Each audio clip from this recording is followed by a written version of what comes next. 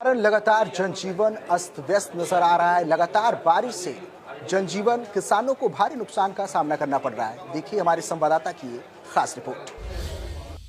हर वर्ष यमुना में आने वाली बाढ़ ने लोगों के जीवन में तबाही मचाकर रख दी। बता दें कि हर वर्ष जो यमुना में बाढ़ आती है और उसके बाढ़ के बाद हजारों बीघे फसल बर्बाद होती है और जब बाढ़ उतरती है तो कहीं ना कहीं इन किसानों की जो ज़मीन है वो कटान में चली जाती है और एक बड़े पैमाने पे यहाँ की किसानों की ज़मीन कटान में जा चुकी है। हम आपको तस्वीर दिखा रहे हैं। देखिए साफ तौर पे अभी भी देखा जा रहा है कि यमुना की कटान किस तरह से चल रही है और काफ़ी जब से बाढ़ आई तब से ये कटान चल रही है और साल के लगभग काफ़ी दिनों तक ये कटान ऐसे ही चलती रहते। ऐसे में यहाँ के जो स्थानीय उनकी हजारों बीघे फसल इस कटान में जा चुकी है। बहुत से परिवार ऐसे भी हैं जो भूमिहीन हो चुके हैं और यहाँ तक कि उनके घर भी इस कटान में जा चुके हैं। हमारे साथ वो लोग मौजूद हैं, हम उनसे बात करते हैं कि कैसे ये स्थितियाँ हुई और किन समस्याओं का सामना करना पड़ रहा है। क्या नाम है आपका? मेरा नाम वीरेंद्र प्रसाद अवस्थी है और मैं कोर्राकनक मजरे फूट का निवासी हूँ। और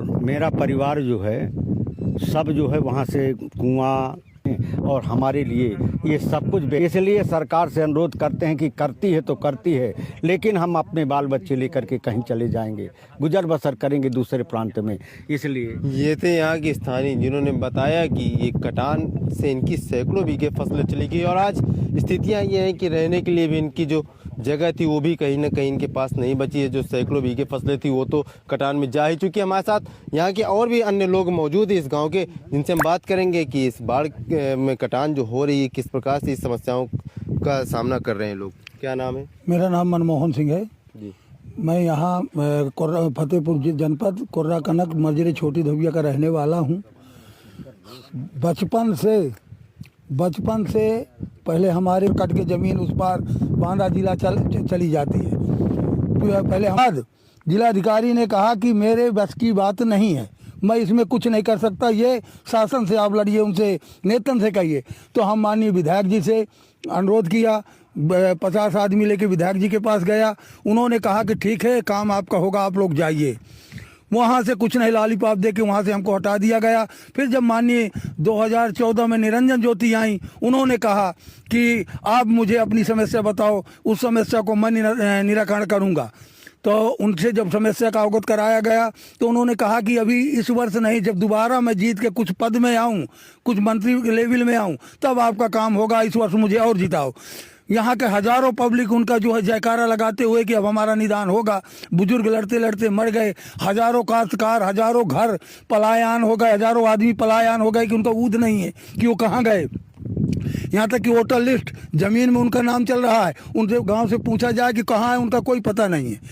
इतना होने के बावजूद फिर निरंजन ज्योति ने जब मंत्री पद में आई, उन्होंने बिल्कुल साफ घूंटी पी के बैठ गई। इसके बाद हम वहाँ गए, धरना में बैठे यहीं जमुना किनारे, कोई नहीं आया। नायब तहसीलदार को भेजा गया कि उसको जाकर पकड़ के लाओ, अंदर कर दो। माने प्रशासन की इतनी गुंडा है कि हम लोग धरना में बैठे हैं कि हमारी सुनाई नहीं हो रही, और हमारी सुनाई नहीं हो रही इसलिए हम मरना अनशन में बैठ गए, धरना में जमुना किनारे बैठ गए। यानी आपने कई जगह शिकायत की लेकिन कोई सुनने वाला नहीं रहा? कोई नहीं सुना। क्या नाम है आपका? मेरा नाम मनमोहन सिंह है। मैं कई बार कितनी फसल जा चुकी है अब तक कटान में? हजारों बीघे जा चुकी है, लगभग 13,000 बीघे जमीन कट के उस पार चली गई, जिसका लगान आज भी हम लोग भर रहे हैं। ये थे यहाँ के स्थानीय जिन्होंने बताया कि कई वर्षों बीत गए और लगभग 12 से 14 बीघे जो जमीन, 1000 बीघे जमीन थी वो कटान में जा चुकी है और उस जमीन का आज भी इनको लगान भरना पड़ा। लेकिन बात करें उस जमीन की तो वो जमीन इनके पास नहीं, वो जमीन कटान के बाद यमुना की उस पार चली गई है। और इस बात को लेकर के इन लोगों ने जनप्रतिनिधियों और जिले के अधिकारियों से लेकर लखनऊ के मुख्यमंत्री तक के दरवाजे खटखटाए, लेकिन इनकी सुनने वाला कोई नहीं। फतेहपुर से इंडिया न्यूज के लिए आकाश।